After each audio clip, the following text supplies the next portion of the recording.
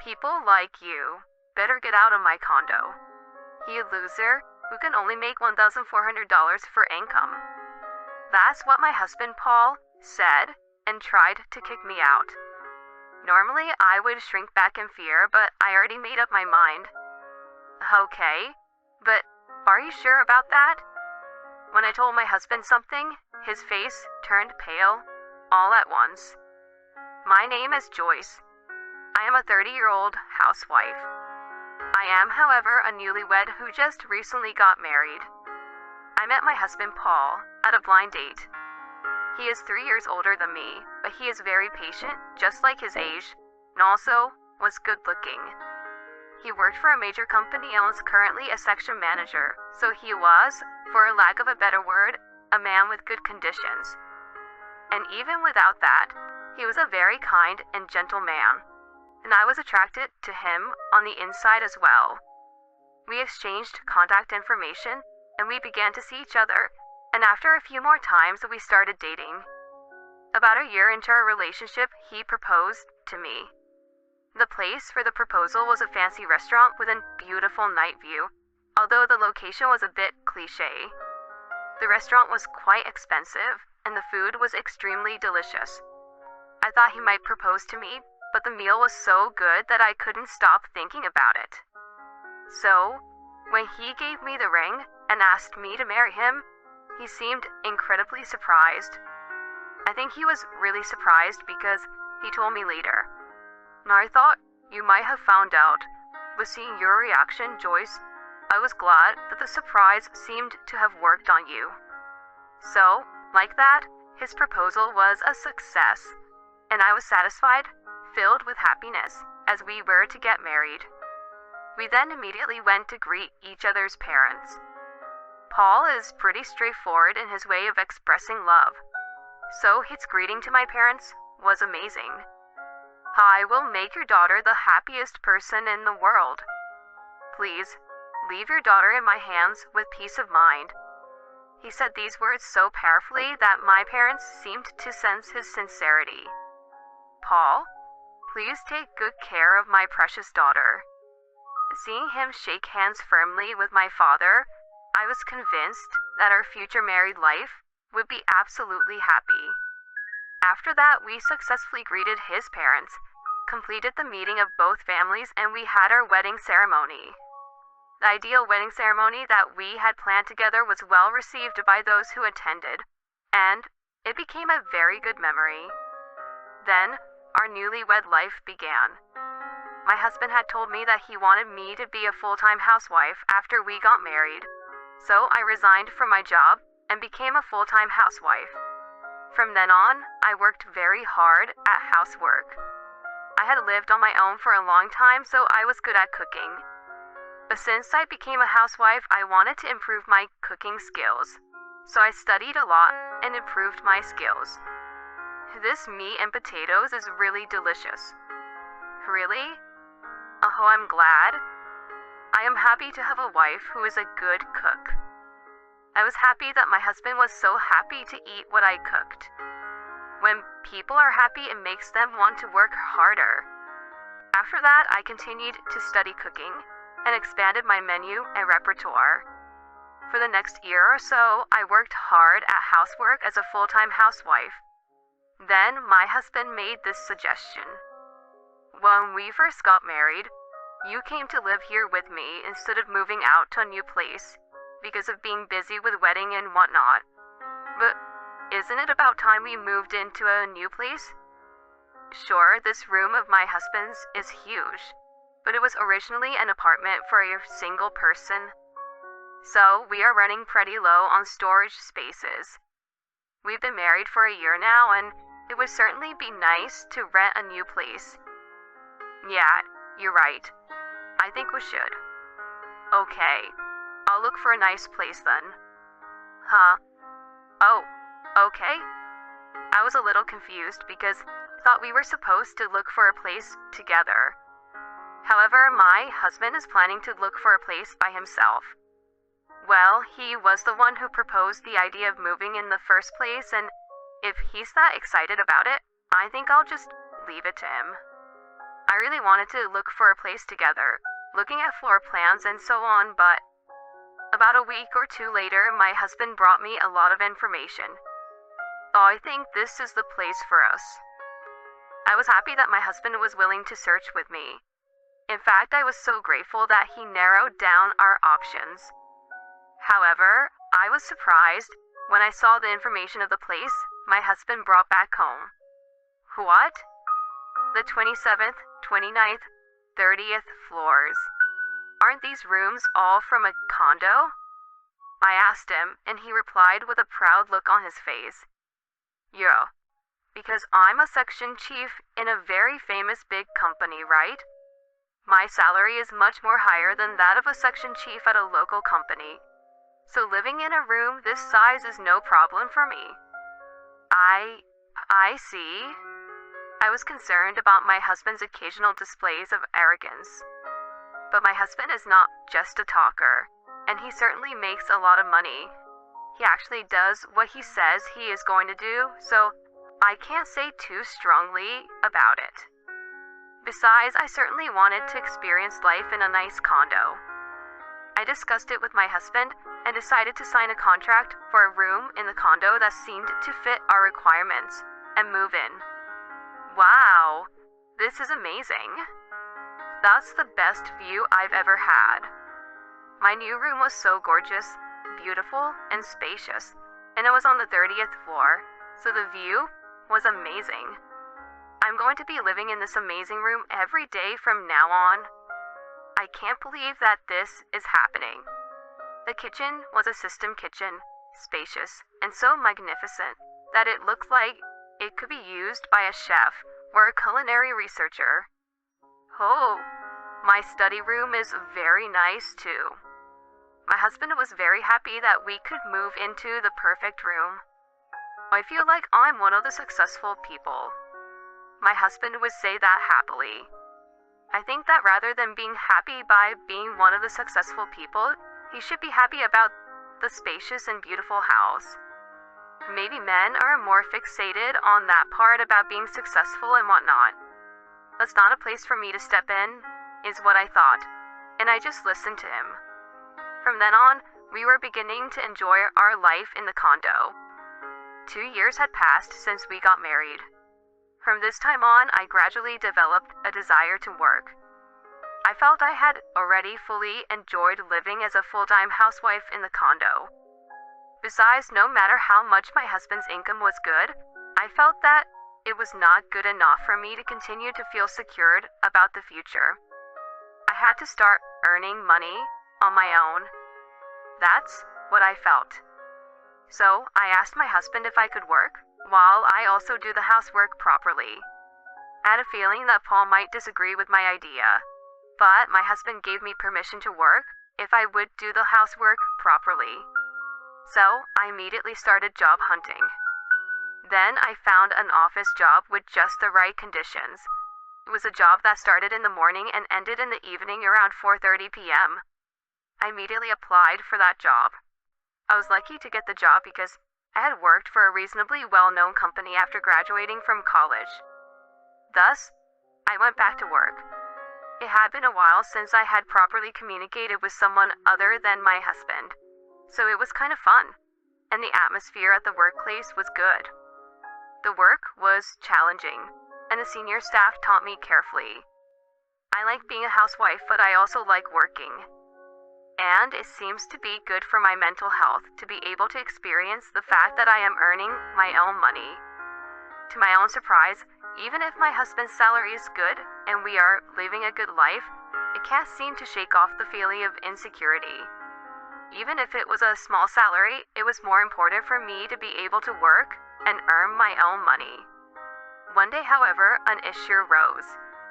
There was a problem at the company and everyone had to work overtime to deal with it. I, of course, stayed at the office with everyone else, and we worked together to deal with the situation. But this wasn't the issue. It was the fact that I had to work overtime and had to go home late at night was the issue. I was able to get home at 7:30 p.m. that day, and my husband came home half an hour later. When he saw that I had not finished cooking, he gave me a puzzled look. Hey, why isn't dinner ready? I'm sorry. We all worked late at the office today. So, I just got home a little while ago. Can I ask you to take a bath first? I said to him, and started to prepare dinner. Then my husband suddenly banged on the table. The sound was so loud that I was startled. What the hell? Who the hell do you think you are? Excuse me? How dare you order me around like that? I get to decide on my own when to take a bath. Oh, I'm sorry. It'll just take me a little bit longer to get dinner ready, so I thought it would be a good idea if you took a bath first. Huh? So why should I let you be the judge of that? My husband became angry in a way he had never shown before. I had never seen him like that, so I was really surprised. I allowed you to work because you promised to do the housework perfectly. How dare you break your promise? My husband's anger continued to grow, and all I could do was apologize. And from then on, his attitude became worse and worse. What? Our dinner is fish today? I want meat. Why can't I get meat? I'm sorry. It was meat yesterday, so I thought I'd change it up for our nutritional balance. Don't do anything unnecessary. My goodness, you really are a useless wife. My husband continued to pay detailed attention to me and verbally abused me after that. My husband's anger was very scary, and I could only apologize to him so as not to provoke him in a weird way. And gradually, I began to blame myself that I was making my husband angry because I was in the wrong. From then on, I tried to be careful about how to not make my husband angry like that. But no matter how well I did my chores, my husband would get irrationally angry with me, depending on his mood at the time. Hey, the water in the bath is not warm at all. But the day before yesterday, you said that it was too hot. Don't you talk back to me. You should know way in advance about what I want. But only a psychic could do that. But when I disobey my husband, he gets even angrier. I'm sorry. I'll be careful from now on. My husband always looks satisfied when I act like that. I guess he is happy that he gets to subdue his own wife. But I had already become incapable of disobeying him. Then one day, my parents came over to visit me. I had taken a paid holiday to coincide with their visit, so I waited for them at home. The doorbell rang, so I opened the front door and greeted my parents.